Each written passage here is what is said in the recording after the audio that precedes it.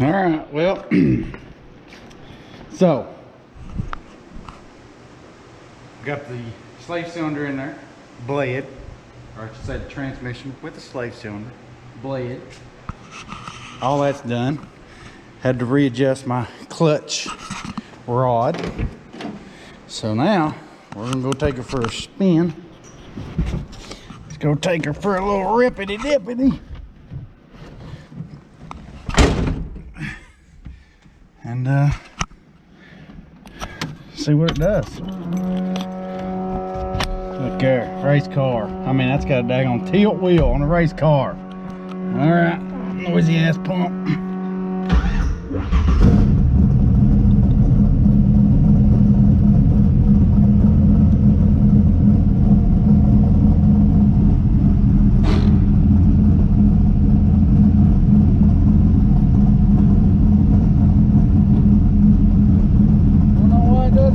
First get in there and put it in gear.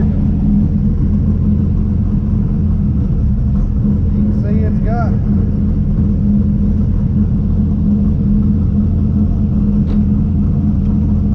go right into reverse.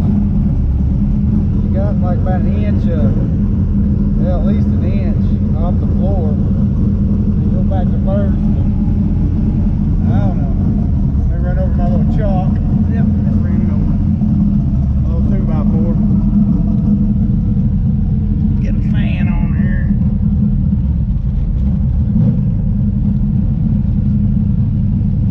Alright, yeah. Let's go see how this thing's gonna do. Alright, let's see how I'm gonna do this with filming and changing gears and all kinds of stuff.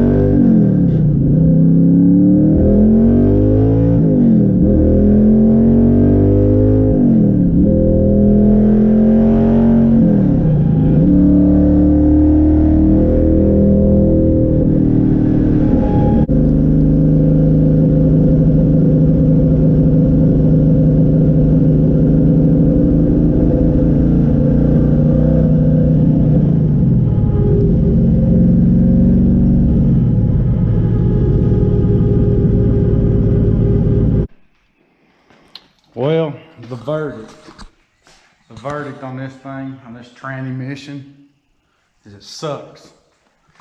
So, after rerouting my lines,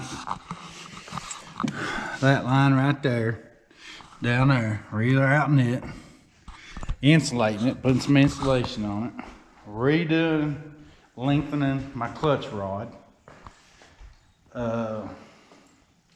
And all this is for heat issues. Once it gets warmed up, it does some weird funky shit. I think multiple issues. The clutch rod need to be lengthened about 3/4 of an inch, if that much. That's a spacer I put in there, added that much length, but then you know you can screw your heim joints together the way my rod is. Anyway, lengthen that up. So now at least when it gets heated up, it's still in the middle. Engaging and disengaging is still in the middle of the clutch throw, pedal throw. Rerouting the lines, getting them away from the header, which wasn't, I mean, it's farther away from the header. How's that? Plus it's insulated. So that was an issue. The clutch pedal was an issue, rod. And possibly bulling the fluid, which now I got some higher rated .3 temp fluid, temperature rating, brake fluid / clutch fluid. Anyway, under 5,000 RPM, which just regular driving, I probably shift 45, 5,000 just because of the way it is. It shifts fine. Once you start getting above 5,000, it rakes. I mean, it's just like a, but it goes smooth, but you can hear it raking, and it goes right into gear, third, second, third, fourth, but it'll rake. So, as far as engaging and disengaging, it's like right in the middle of the clutch pedal. You know what I mean? So it's,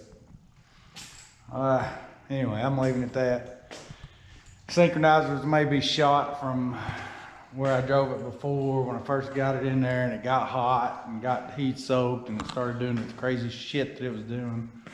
So maybe that's, the synchronizers are just, you know, too wore, but I'm gonna drive it like that for a little while because, well,